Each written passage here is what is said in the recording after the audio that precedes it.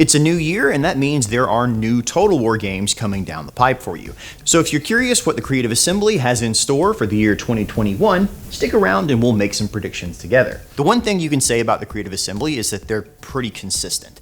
Their schedules always follow a set pattern. Typically, they release something, either a DLC, a game, expansion pack, roughly every 6 weeks. Now, obviously, COVID has affected how all this works, but it seems to have just made something of a delay so that you get something every 2 months now. Which means that with a little bit of prior knowledge and research of when previous things released, we can actually plot out the entirety of 2021 to a reasonable degree of accuracy. The 4 games we'll be looking at in this video are Total War Saga Troy, or Troy, depending on which side I put that on, Total War 3 Kingdoms, Total War Warhammer 2, and Total War Warhammer 3, which many of you were like, hey, that hasn't come out yet. They haven't announced that yet. And they haven't, but that's fine because they're going to announce it really soon.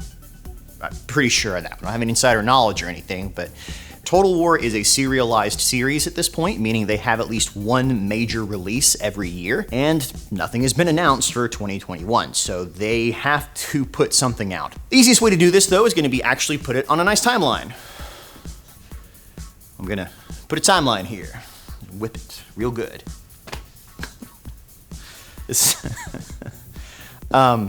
We're already in early January right now, so probably not going to hear much for the start of the year. It's also not a great time to announce anything. People are just coming off their holiday snoozes. But sometime around late January, early February, I fully expect us to get the final DLC that has been plotted for Total War Saga Troy, the Diomedes and Ajax the Greater DLC.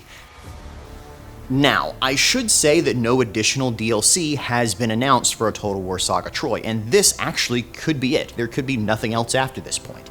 It really depends on the sales figures, which again have been heavily distorted because so much of this game has been given away for free on the Epic Store.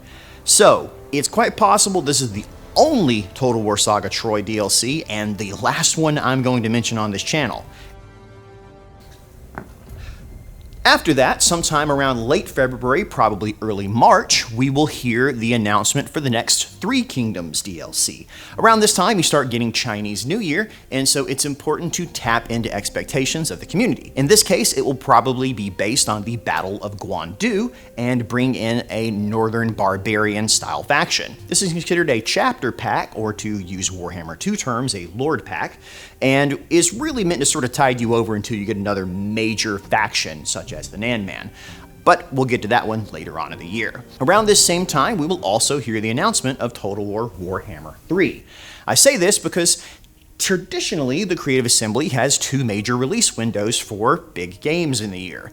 First, they either release around February, March, or barring that, it's pushed back to sometime around September because you have to get it out before the Christmas rush every year. So in this case, as it is a major release and we've heard nothing about it, it ain't releasing in March. So I'm going to put that one September. Based on my screen here. Hopefully that is September. When that happens, they will also probably accompany it with a new DLC of some kind. We're not going to get any more major race packs for Warhammer 2, but the elephant in the room, or at least the bull in the room, is the Beastmen, which are still in a woefully sad state of play. Really, at this point, they're the monkey on Creative Assembly's back. No matter what they release, people are going to bitch and complain about the Beastmen, even though they are one of the least played factions in the entire game. But it's bad for PR, and they need to address it. Hence, why you'll probably see this come out sometime around April, May, sometime around there, for a new, if I had to guess, Beastmen DLC. And I'll go into that a bit further on my channel sometime coming up soon as a speculation of what we should expect for that. Which then hits us into the summer months, typically the drought of games, where nothing really happens because most people aren't indoors. They go outside and they play things. And hopefully this year the coronavirus will have finally left and we can enjoy some sweet fresh air that is not filtered through masks any longer. If that happens, I wouldn't really expect anything until maybe July-ish, something around there, but yet again, it will probably be a 3 Kingdoms DLC of some kind. Now, either that will release sometime in July, or if the push for Warhammer 3 becomes increasingly strong, that will be pushed back to the end of the year. Yes, I just made my own sound effect. Don't hate. Based on the release of Warhammer 2, we also know there is likely a pre-order DLC that will come with the game.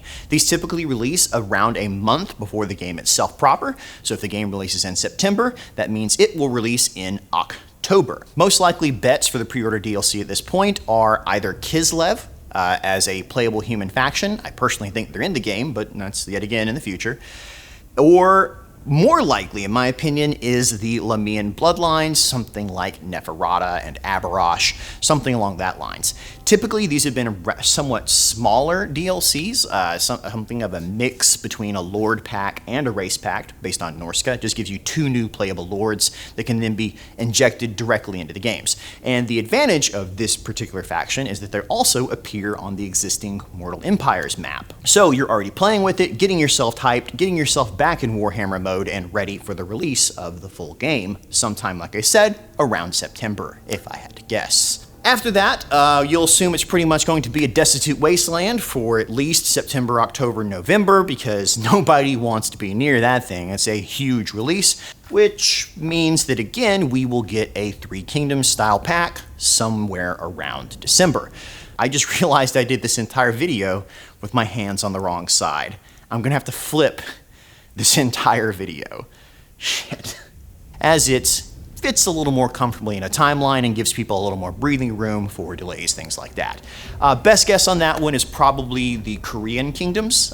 Korea has already been added to the map of Total War 3 Kingdoms right over here. It's rather blatantly added, actually. It's this huge peninsula right there that has a population and isn't used so far, and we know that based on how Mortal Empires has previously been used, the company tends to expand the map for the next DLC in the previous DLC. That makes sense. Like, they kind of push it to get you ready for it there. And that is my prediction for the entirety of 2021's Total War release schedule.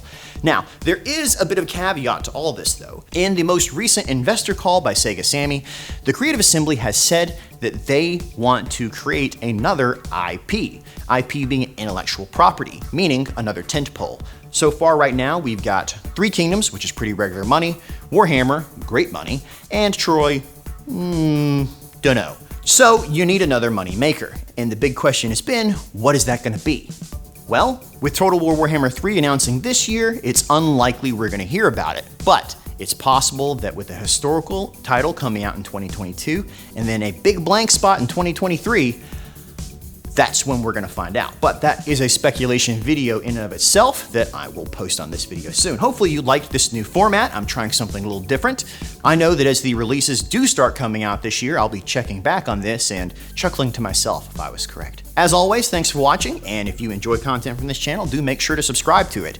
That's a rather odd thing to ask, I realize, for a guy that makes fart jokes all day, but hey, you know, it does help me to continue making content and hopefully in the very near future doing this full time, which would be pretty cool. Have a great day out there, everybody.